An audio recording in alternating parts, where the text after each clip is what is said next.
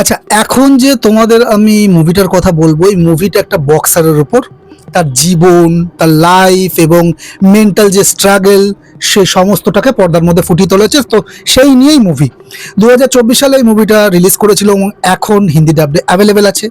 আর এই মুভিটার মধ্যে তুমি বলতে পারো একটা ক্যারেক্টার স্টাডি, একটা বক্সারের র এবং মেন্টালি ক্যারেক্টার স্টাডি বলতে পারো। তো আমি কথা বলছি দ্য কাট মুভিটাকে নিয়ে। মুভিটা আমার দেখা হয়ে গেছে আর তোমাদের কাছে আমি রিভিউটা এবার দেবো। তো দিস ইজ জিশো, তোমরা হচ্ছে চলো রিভিউ করে চ্যানেলে তোমাদের সকলকে স্বাগত। যারা এখনো পর্যন্ত আমার চ্যানেলটাকে সাবস্ক্রাইব করেনি, প্লিজ চ্যানেলটাকে সাবস্ক্রাইব করে পাশে থাকা বেল আইকনটা প্রেস করে দিতে ভুলো না, যাতে করে নোটিফিকেশন অন হয়ে যায় আর তুমি সবার আগে ভিডিওটা দেখতে পারো। তো কথা হচ্ছে দ্য কাট মুভিটাকে নিয়ে। দ্য কাট মুভিটা আমার কেমন লাগলো দেখো। গল্পটি একজন বক্সারকে কেন্দ্র করে, যেটা আগেই বললাম যে তার জীবনে একটা গুরুত্বপূর্ণ ফাইট, যেটার জন্য অবিশ্বাস্যভাবে ওজন কমাতে চেষ্টা করে। এটা কেবল শারীরিক যুদ্ধ নয়, বরং নিজের অতীতের ট্রমা এবং বর্তমানে সীমাবদ্ধতার বিরুদ্ধে একটা লড়াই বলতে পারো। আমার কি কি ওয়ার্ক করেছে আমার জন্য, পজিটিভ দিক যদি বলি, ওলন্দাজ অভিনেতা অর্নাল্ডো ব্লুমের ক্যারিয়ারের অন্যতম সেরা পারফরমেন্স বলবো এটাকে। তার শারীরিক পরিবর্তন এবং চোখের যে ক্লান্তি, যে টায়ার্ডনেস, তা তোমাকে পর্দার সাথে আটকে রাখবে। সিনেমাটোগ্রাফির কথা বলতে গেলে মুভিটির ভিজুয়াল টোন বেশ ডার্ক এবং গ্রিটি। ক্লোজ আপ শটগুলো দিয়ে এমনভাবে দেখানো হয়েছে যে তুমি চরিত্রটার কষ্ট এবং নিঃশ্বাস অনুভব করতে পারবে।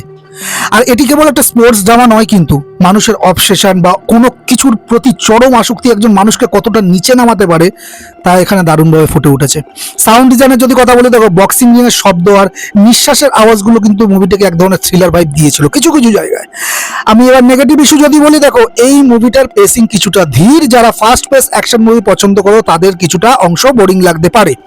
আর ওজন কমানোর প্রক্রিয়াটা এত রিয়েলিস্টিক এবং নিষ্ঠুরভাবে দেখানো হচ্ছে যে দুর্বল চিত্তের দর্শকদের জন্য কিছুটা কিন্তু অস্বস্তিকর জায়গায় ফেলবে, কিন্তু যারা দুর্বল চিত্তের না তারা কিন্তু বেশ মজা পাবে জায়গাগুলো।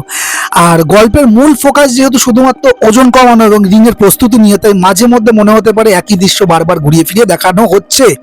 এই মুভিটা মানে দ্য কাট মুভিটাকে যদি একটা ফাইনাল ভার্ডিক্ট দিয়ে দেখো, মুভিটা সবার জন্য নয় কিন্তু বস।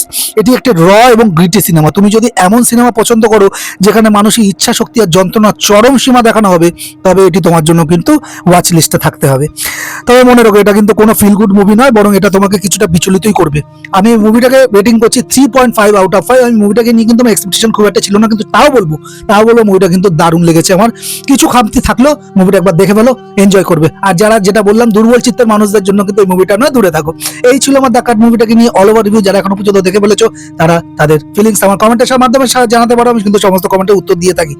আর এই ছিল আমার ভিডিওটা যদি তোমাদের ভালো লাগে তাহলে একটা লাইক শেয়ার করে দিও। দেখা হচ্ছে নেক্সট ভিডিওতে, নেক্সট মুভি রিলেটেড বা সিরিজ রিলেটেড কোনো রিভিউ নিয়ে। ততক্ষণ তোমরা ভালো থাকো, সুস্থ থাকো, দেখতে থাকো।